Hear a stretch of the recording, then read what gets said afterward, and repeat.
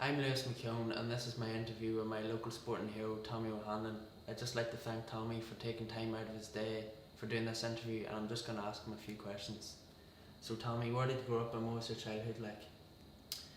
I grew up here locally in Uri, a wee place called Monaghan Row, just down Daisy Hospital there. Just a wee cul-de-sac. I lived in there and grew up in there. Childhood in there, everybody kind of knew everybody, you know, on the street. Everybody knew their neighbours. Probably the first time I kicked the ball was in that street.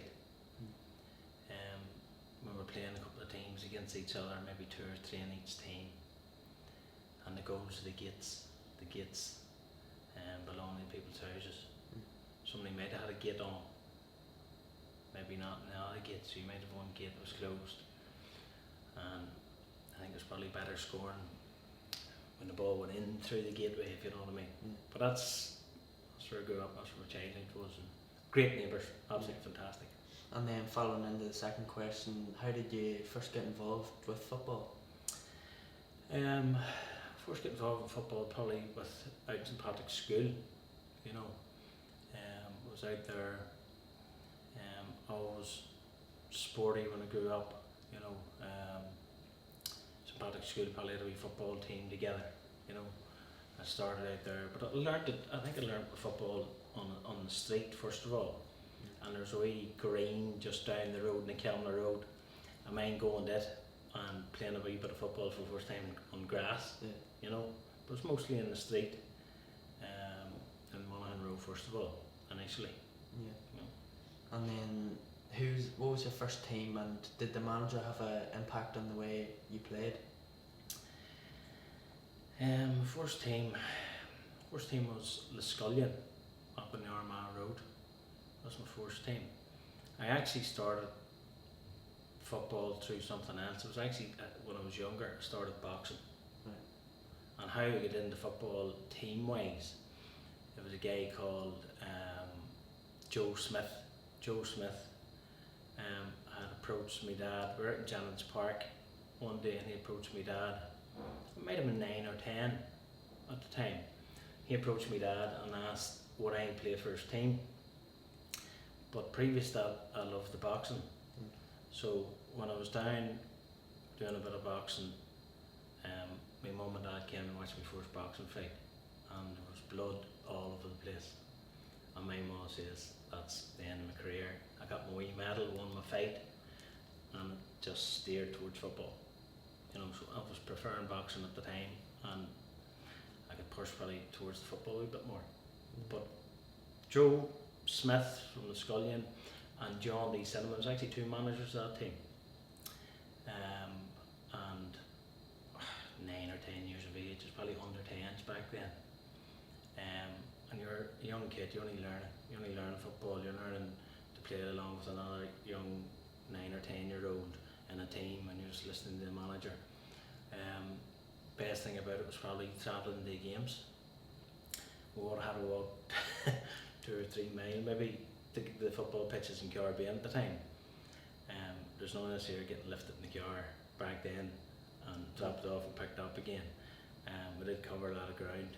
I mind Joe Smith coming to our door 7:30 on Saturday morning and maybe walking over the town and maybe picking up Dixie Craven. Dixie played in our wee team, a couple of our players over the time. By the time you got up to Liscullion, you might have had to play out in Caribbean, so you're walking out where the towpath is now, out round the hen run there, Rugby Park, out round those pitches out there, you would have played.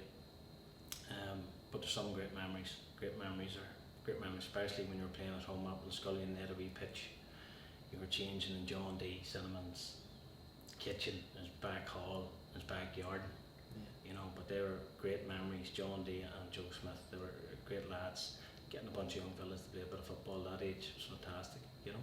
Yeah, so the first team you played for was Liscullion. What other teams did you play for throughout your career? Yeah, Liscullion started off in there, and I think there was another wee team called Cleary Rovers at the time. They were based, I think, over towards Pool Lane, if my memory serves me right. Played for those. I moved on then, I went to Portadown, played Portadown Youth. I broke my ankle down there, I came back up into Newry.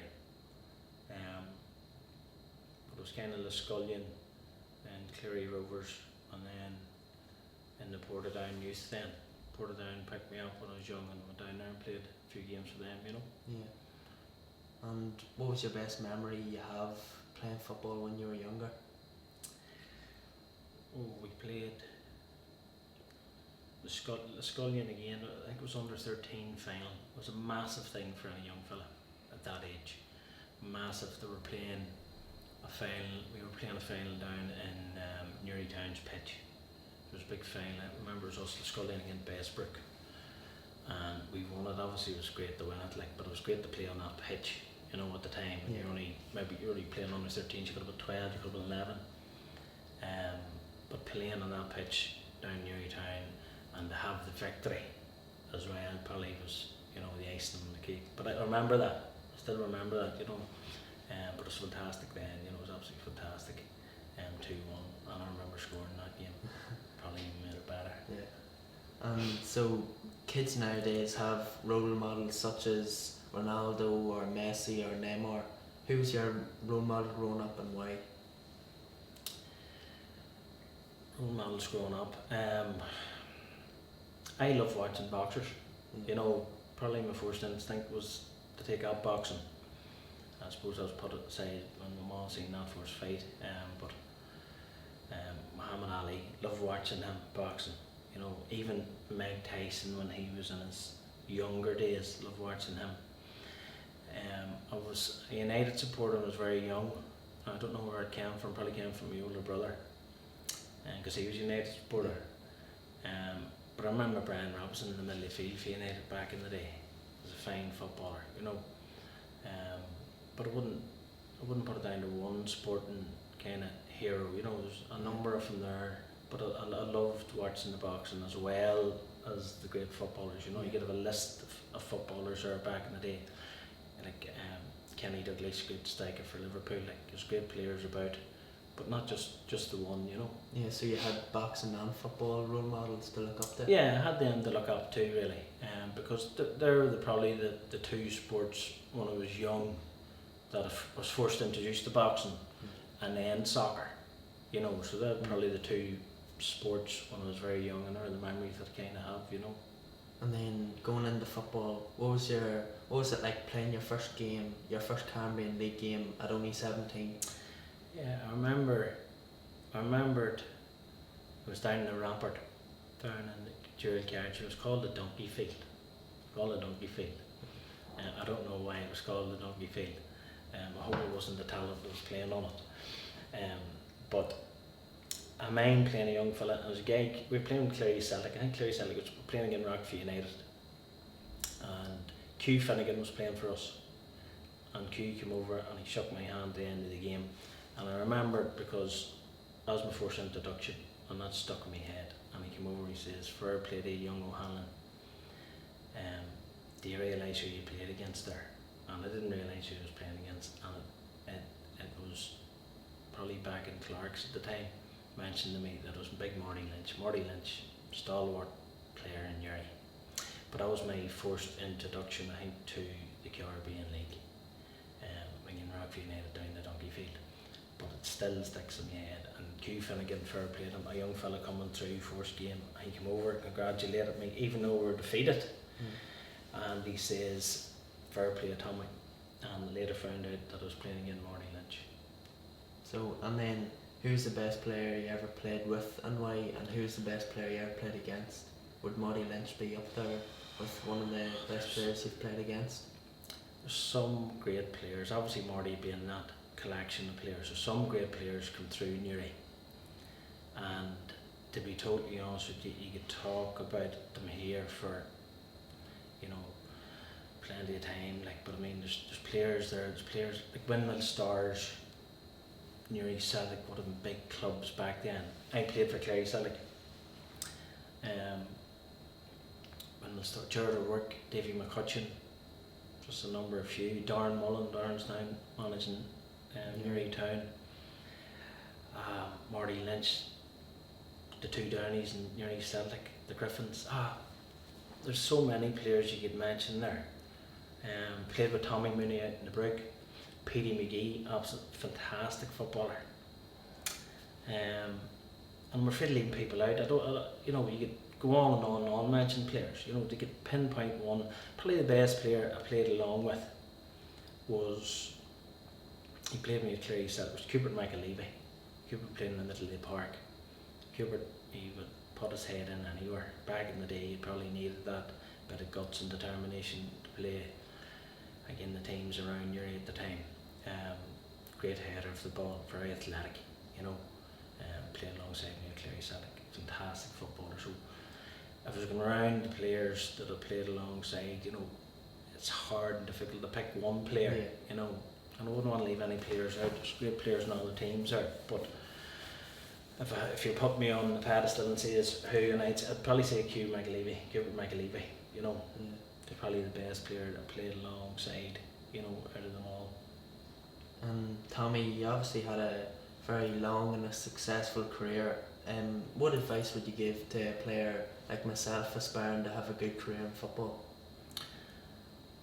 Yeah, I would definitely say never let anybody tell you anything different. Don't tell you nothing negative. Especially a young fella, a lot of negativity around any sport, is only going to drag that young fella down. You want to be positive, tell them to work hard and work on their weaknesses. If you've got a strength, okay, you can strengthen that up, but try and take your weakness up the same level, and I think that would stand by you. You know what I mean?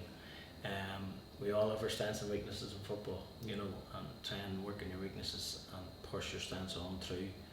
But I would definitely say, stick with it and don't let anybody else tell you that you can't. Definitely stick with it. And Tommy, there's a rumour that you made it onto the front cover of a local football book. Tell me a bit about that. Yeah, I did alright. I made it in front of a book, a guy called Tony Bagnon. Tony wrote a book, Local Football, and again, what a book for the local soccer around here. Fair play to Tony. He put me on the front cover, and if you were to see it, Lewis, it's not me striking the ball into the back of the net or top corner goal. It's me 10 foot in the air after big Jared Murphy running me into the ground and lifting me clean up. I think Marty O'Hare's in the cover looking on too. But I was a part of football. You get back on your feet and you get stuck in, and maybe it was my turn to take Jared out the next time, you know what I mean? But you kept at it and you played football. That book, the names that's in that book, I think Tony, right through from the 60s up into the 90s, I think it was some talent of football in that book. And it was great, Tony Ken at times said, have you in the front cover, and I started laughing at him and I couldn't wait to see it, and when I did see it I did laugh at him. But fair play to Tony, it was great book, great read, and there's great history in it, for local football, absolutely great history in that book, to look over it. And it says excellent footballers and teams, throughout the years, Tommy, you were voted Caribbean League Player of the Year in the 1993 and 1994 season, and you made it into the 90s Team of the Decade that was voted by players and managers of the league. How did that make you feel at the time? It was a privilege to be in among those type of players. That's what I'm saying. The list could go on for the players that were there. They were fantastic players back then.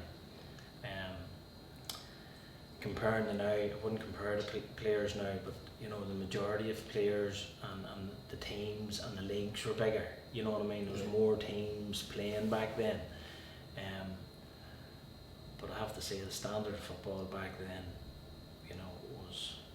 was beyond my expectations. Sometimes you're coming up against players, but to be voted by them players to be the best player in your that season, was just a privilege. Even to be playing in that league alongside great players like that, and hopefully the Caribbean League come back that someday. It's not to say it won't. There's excellent footballers now, but I do hear different generations. In my generation, there was great footballers spread right the whole way across Newmarket. And then the final question is, what is your greatest achievement throughout your career? Greatest achievement. That was a great achievement there. Probably been voted. Among You with know, other great players. Yeah. Yeah. Like there's, as I'm saying, there's great players there. Played out in Bestbrook, you know, under Remy Tumbley, and Touch Kane as managers, you know, and I won a treble, 2 trebles I think it was under Touch, you know, you won your treble in the league, which was a massive thing.